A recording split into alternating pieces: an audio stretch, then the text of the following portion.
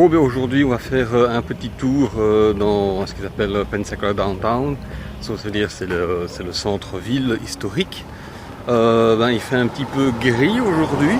En fait, je préfère ça parce que sinon, avec tout le soleil que j'ai reçu hier, j'avais peur d'être brûlé au 3e degré. En fait, c'est que ici, c'est le quartier historique. Et donc il y a pas mal d'anciennes maisons, mais bon, je veux dire, au niveau américain, une maison ancienne, c'est une maison qui a un siècle ou deux, quoi, hein. C'est pas des maisons qui ont 300-400 ans. Il faut dire qu'il y a 300-400 ans, il n'y avait pas d'Américains, il y avait juste des Indiens ici. Ça, c'est une maison, je ne sais pas, on a vu, elle est relativement moderne, mais ça c'est le style qu'on peut trouver dans le coin aux États-Unis. Donc c'est toujours des maisons en bois avec une terrasse frontale, pas beaucoup de jardin devant.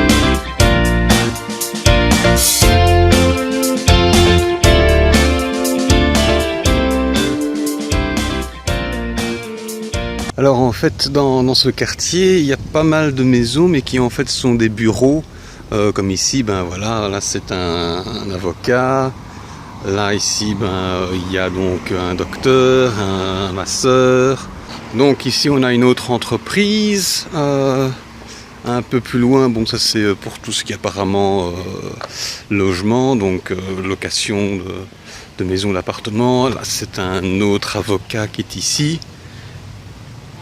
Et bon, comme on voit, la maison, elle date de 1960.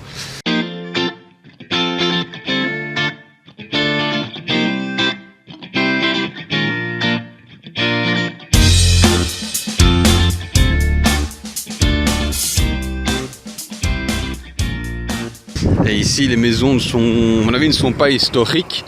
Elles sont simplement été construites plus ou moins dans le même style. Petite caractéristique américaine, c'est que là, il n'y a plus de trottoir. Ici, il y en a un.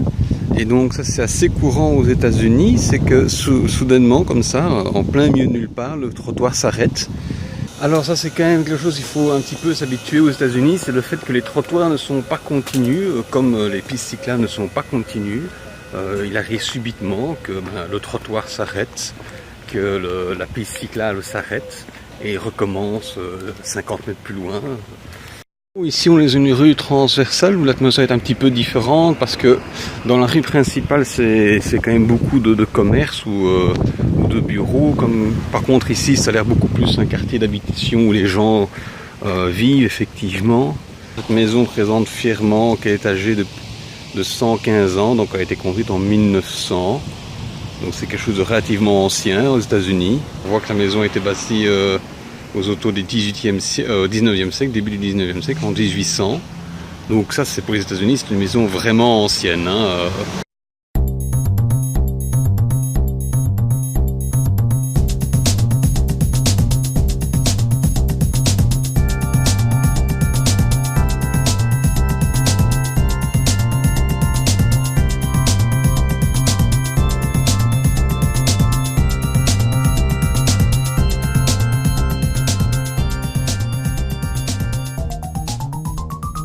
C'est le premier rond-point que je vois aux États-Unis et manifestement les Américains sont relativement perdus face à cette nouvelle manière de faire un croisement.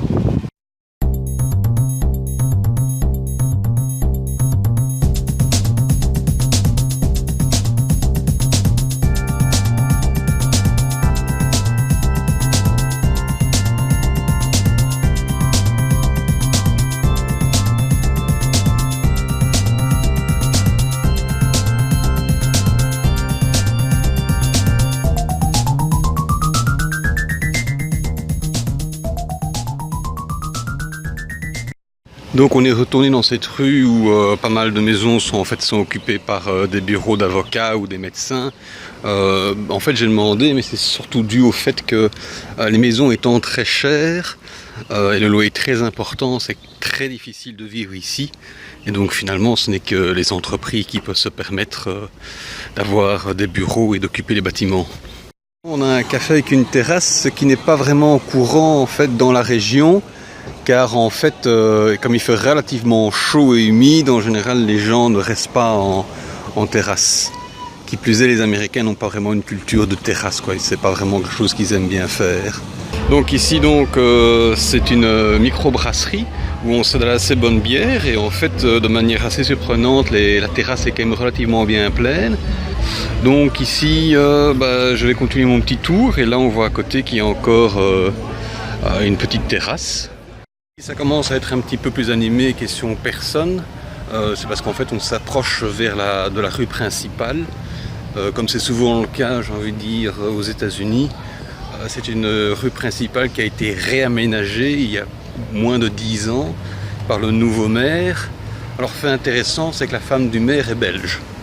Alors je ne sais pas si c'est si la réouverture des bars et des terrasses est liée à ça. Mais c'est peut-être une Belge qui lui a donné cette idée. Alors selon cette plaque, on est à l'extrême ouest d'un fort. Donc c'est une place qui a été occupée d'abord par les Espagnols, ensuite par les Britanniques, puis de nouveau les Espagnols.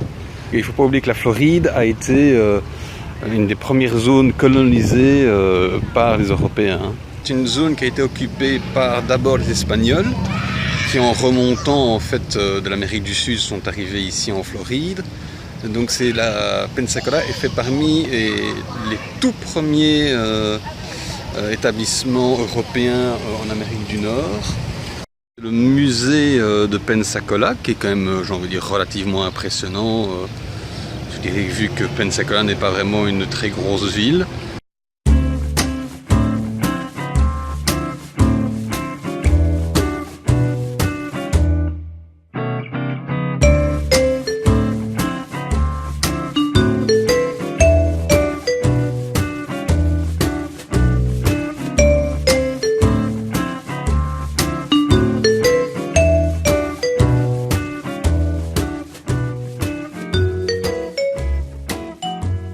Je vais rentrer dans la rue principale. Bon, j'avais déjà montré un petit bout là la fois dernière. Cour de justice du comté d'Escambia, mais d'un autre côté on voit des grandes banderoles pour faire publicité pour une galerie d'art. C'était bien une galerie d'art. C'est juste un petit peu surprenant de voir ça dans une cour de justice.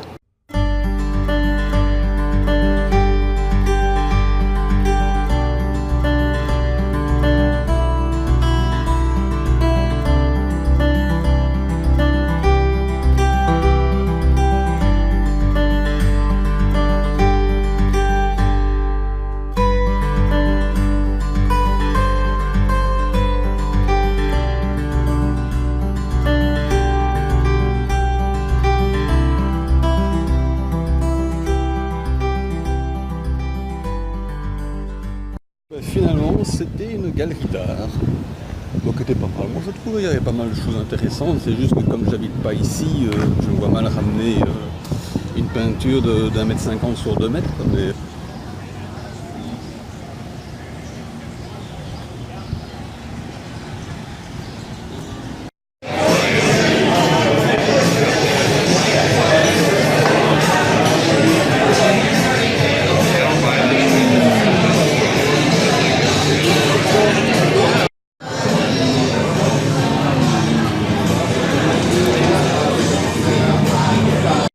boire une bière dans un bar, c'est pas mal du tout. Vous avez quand même quelque chose comme 200 ou 300 genres de bière, c'est pas mal. J'ai trouvé quelques bières belges. Craft Beer, et je crois même qu'il mérite bien son nom, parce que sérieusement, il y avait 200-300 sortes de bières, il y avait facilement une centaine de bières belges.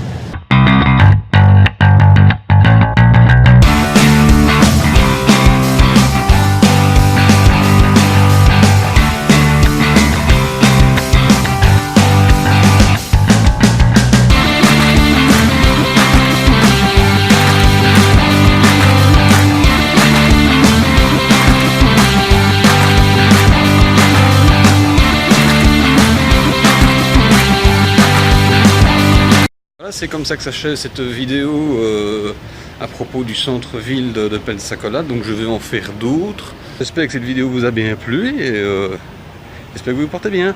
A plus!